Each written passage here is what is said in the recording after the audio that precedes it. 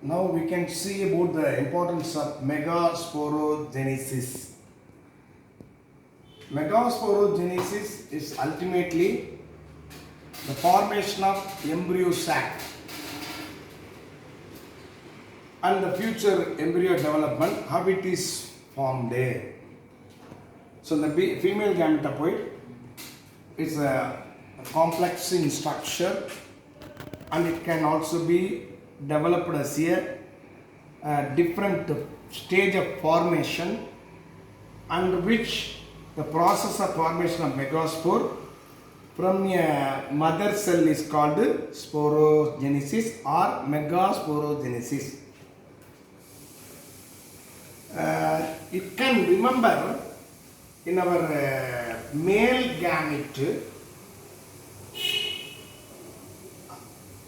the same microsporogenesis is also followed.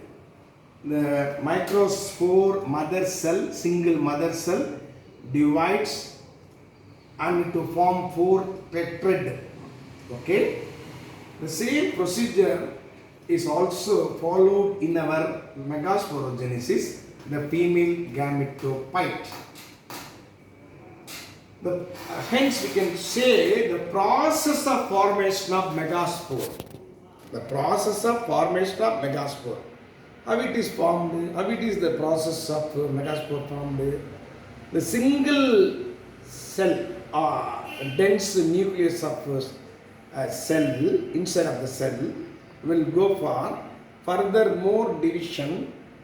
Such a process, such a formation of furthermore division, hence we can say it is called megasporogenesis. So single mother cell involve for meiotic division. After the meiotic division, one by one the divisions are followed. Afterwards the megaspore will ultimately form a embryo sac. That is the story of this megasporogenesis. So single mother cell, single megaspore mother cell, megaspore mother cell,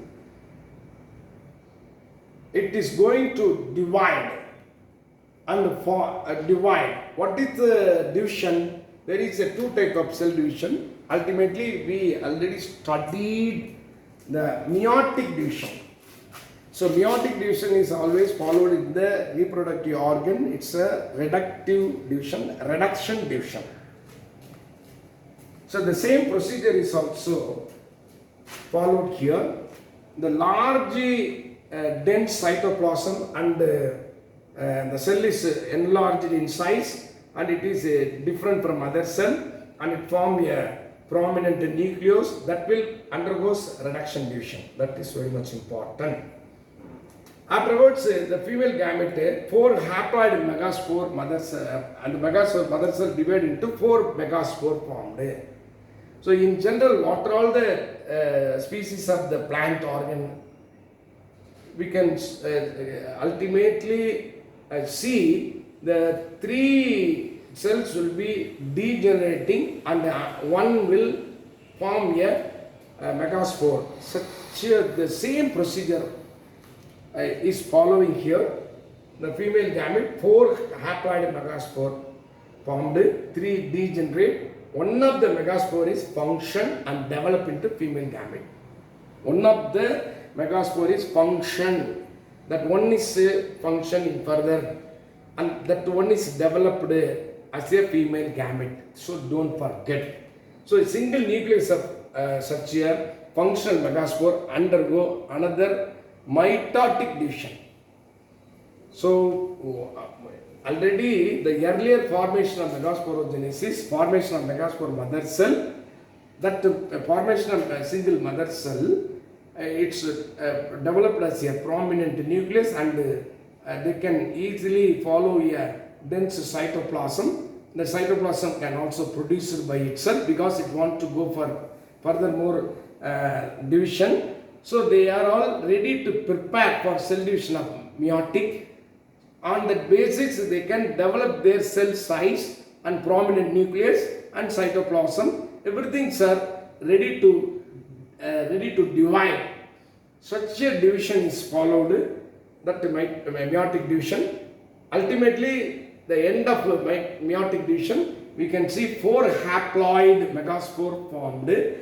Then 3 will be degenerating. 1 is formed as a female gametophyte. That's all. That is the history of this. Now we can see here, these megaspore mother cell surrounded by nucellus. Nucelluses are surrounding. There is enclosed sac-like structure. It is the embryo sac, and which one of megaspore mother cell ready to divide as a meiotic division. After meiotic division, what happened? First division, they will one megaspore mother cell divide into 2. Then we can call it is a dyad, megaspore dyad. Then another one division is followed in the meiotic division. Hence 4 cell is formed. Afterwards, what happened? 4 cell is formed. Okay, after meiotic division, reductive division, one single mother cell will yield 4 haploid megaspore. 3 megaspore degenerate. Maranjino, 1 is prominently support for the embryo sac. Further process. அதுக்கு ரெடியாக இருக்கு. அந்த ஒரு haploid spore இருக்கு இல்லையா, haploid nucleus, அந்த 4 division ஆனதில் 3 மறைஞ்சிருது, 1 மட்டும் இருக்கு. அது அண்டர்கோஸ் மைட்டாட்டிக் டிவிஷன். மைட்டாட்டிக் டிவிஷனில் அதில் இருக்கிற குரோமோசோம் அப்படியே திரும்ப அதே அடுத்த நியூக்ளியஸ்க்கு போகும். அப்போ இந்த மைட்டாட்டிக் டிவிஷனில் என்ன நடக்குது? ஒரு நியூக்ளியஸ் 2 நியூக்ளியஸை டிவைட் ஆகி இந்த எம்ப்ரியோ சாக்கோட ஒரு போலில் ஒரு நியூக்ளியஸும் இன்னொரு போலில் இன்னொரு நியூக்ளியஸும் இருக்கு. So single nucleus of functional megaspore mother cell undergoes mitotic division. அதில் ஃபார்ம் 2 நியூக்ளியஸ். அந்த 2 nucleus move to the opposite direction or opposite poles. So now we can say it is the 2 nucleate embryo sac. அப்போ என்ன நடக்குது? முதல்ல embryo சாக்ல ஒரு mother செல் உண்டாகுது. அந்த mother செல் meiotic division போகுது. மியாட்டிக் டிவிஷனில் ஒரு செல் 2 டிவைட் ஆகுது, 2 4 ஆகுது. மியாட்டிக் டிவிஷன் மதர் செல்லாக இருக்கிறப்ப இது டிப்ளாய்டு டைப்பாக இருக்குது. அது இப்போது ரெடக்ஷன் டிவிஷன் நடந்து குரோமோசோம் பாதியாக மாறி 4 ஹாப்ளாய்டு செட்டாக மாறுது. அந்த 4 ஹாப்ளாய்டு செட் ஆஃப் அந்த செல் மெகாஸ்போர் செல்லு 4 ஹாப்ளாய்டு மெகாஸ்போர் செல், 3 வந்து டீஜெனரேட்டர் அழிஞ்சிருக்கு, 1 மட்டும் இருக்குது. அந்த சிங்கிள் நியூக்ளியஸு இப்போ undergoes mitotic division, not meiotic division, mitotic division.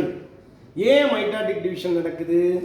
ஒரு நியூக்ளியஸ், ஏற்கனவே ஒரு நியூக்ளியஸ் மதர் செல், அதில் இருக்க குரோமோசோம் ரெடக்ஷன் ஆகி அது ஹாப்ளாய்டாக மாறதுக்காக மியாட்டிக் டிவிஷன். அது உங்களுக்கு ஏற்கனவே தெரியும். இங்கே இருக்கிற ஹாப்ளாய்டு இன்னொரு ஃபீமேல் மேலோட சேர்றப்ப அதோட ஹாப்ளாய்டு இதோட ஹாப்ளாய்டு சேர்ந்து டிப்ளாய்டாக மாறும். இதுதான் யூனிவர்சல் லா. ஆனால் இங்கே இந்த மியாட்டிக் டிவிஷன் முடிஞ்சு அந்த மதர் செல் 4 டிவைட் ஆனதுக்கப்புறம் ஒரு செல்லு மட்டும் சர்வைவ் ஆகும், மீதி 3 டீஜெனரேட் ஆகிடும். அந்த சர்வைவ் ஆகிற ஒரு மெகாஸ்போர் ஹாப்ளாய்டு நியூக்ளியஸ் என்ன ஆகுதுன்னா 2 டிவிஷன் மைட்டாட்டிக் டிவிஷன் நடந்து ஒன்று அதோட ஆப்போசிட் போலுக்கு ஒரு நியூக்ளியஸ் போயிடும். இப்போ ஒன்று இருக்கும். திரும்ப அது ஒரு division mitotic division second division நடந்து 4 நியூக்ளியேட் ஆகும். இப்போ இது 2 நியூக்ளியேட்டாக மாறி அடுத்து 4 நியூக்ளியேட் ஆகி திரும்ப அது 8 நியூக்ளியேட்டாக மாறும். ஸோ 8 நியூக்ளியேட் வரைக்கும் இந்த டிவிஷன் கண்டினியூ ஆகும் எம்ப்ரியோ சாக்குள்ள. அப்போ single haploid megaspore nucleus 2 divide ஆகி 2 நியூக்ளியேட் ஆகி 4 நியூக்ளியேட் ஆகி இப்போ 8 நியூக்ளியேட்டாக மாறிடுச்சு. இப்போ 8 நியூக்ளியேட்டு எம்ப்ரியோ சாக் ஃபார்ம் ஆயிடுச்சு. இதுதான் end of the division, end of the formation முடிஞ்சிருச்சு. இப்போ என்ன ஆகுன்னா இதில் அதோட ஸ்ட்ரக்சரை இந்த எம்ப்ரியோ சாக்கை தன்னை எப்படி வடிவமைச்சுக்கிறது அப்படின்னா, இப்போ 8 நியூக்ளியஸ் சொன்னோம். அதில் சென்ட்ரலில் 2 நியூக்ளியஸ் ஆக்குபை பண்ணிக்கும். இந்த எம்ப்ரியோ சாக்கோட மைய பகுதியில் 2 நியூக்ளியஸ் சிங்கிள் செல்லுக்குள்ளே இருக்கும். நல்லா கவனிங்க, சிங்கிள் செல்லில் டபுள் நியூக்ளியஸ் இருக்கும். மீதி எவ்வளோ இருக்கு? ஆக 8 நியூக்ளியஸில் 2 போனதுக்கு அப்புறம் 6 இருக்கு. 6 நியூக்ளியஸ் சலாசல் எண்டில் 3, மைக்ரோபைலார் எண்டில் 3. இப்படி 3 இருக்கிற நியூக்ளியஸ் 3 செல்ல டிவிஷன், செல் லேயர், அதாவது செல்வால ஃபார்ம் பண்ணிக்கிறது. இங்கே முக்கியமாக நம்ம சொல்ல வேண்டியது என்னன்னா, இந்த 8 நியூக்ளியஸ் ஃபார்ம் ஆகிற வரைக்கும் செல்வால் ஃபார்மேஷன் நடக்கிறதே இல்லை. So there is no cell wall formation till they are all completed in 8 nucleus. 8 nucleus ஆகிற வரைக்கும் செல்வால் ஃபார்மேஷன் நடக்கிறது இல்லை.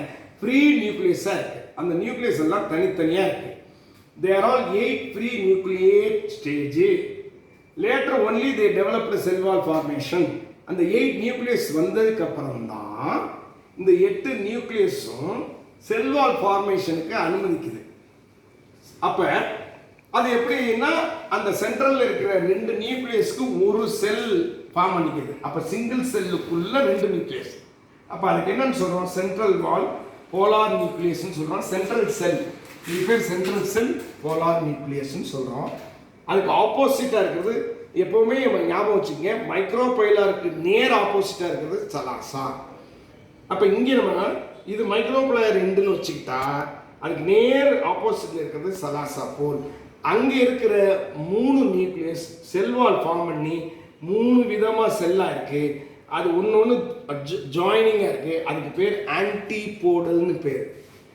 அதுக்கு நேர் ஆப்போசிட்டாக இருக்கிற மைக்ரோபைலார் எண்டில் இருக்கிற இந்த 3 நியூக்ளியஸ் 3 செல்வால் ஃபார்ம் ஆகி 3 செல்லாக ஃபார்ம் ஆகி அதில் 1 எக்கு அப்பரட்டஸாக மாறுது. அது 1 எக் அப்பரட்டஸாக மாறுது. மீதி 2 சினர்ஜிட் அப்படிம்பாங்க. So other 2 are called synergid. இந்த சினர்ஜிட் என்ன பண்ணுது? ஒரு பிலிப்ஃபார்ம் அப்பரட்டஸை உண்டாக்கிக்கிறது. அது எதுக்கு உண்டாக்குதுன்னா, இப்போ ஒரு போலன் டியூப் வழியாக மைக்ரோஸ்போர் வர்றப்ப அதோட போலன் டியூப்ல இருக்கக்கூடிய மேல் கேமிட் அந்த 2 மேல் கேமிட் உள்ள நுழையிறது. அந்த மைக்ரோபைலார் ரீஜன் வழியாக தான் அந்த போலன் டியூப் உள்ள நுழையும். அது நுழையிறதுக்கு வசதி பண்ணுறதுக்காக இந்த பிலிப்ஃபார்ம் அப்பரட்டஸ் அது எக்கோட யூனியன் ஆகுது. அதுக்கப்புறம் சென்ட்ரல் நியூக்ளியஸோட யூனியன் ஆகுது. இது பற்றி நம்ம டபுள் ஃபெர்டிலைசேஷனில் படிப்போம். இது வரைக்கும் இந்த ஸ்ட்ரக்சரை பார்த்துக்குங்க. That's all. So micropylar end constitute, micropylar end இதுதான் micropylar end constitute 3 celled egg apparatus. அதில் 2 cells are constituted அல்லது grouped as a synergic formation.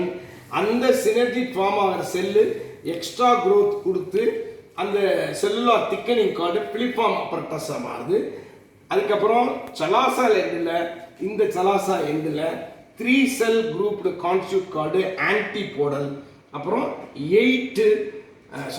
இந்த 8 நியூக்ளியஸில் இந்த 2 நியூக்ளியஸ் ஒரு செல்லுக்குள்ளே இருக்குது. அதுக்கு பேர் சென்ட்ரல் செல், அதுக்கு போலார் நியூக்ளியஸ்னு பேர்.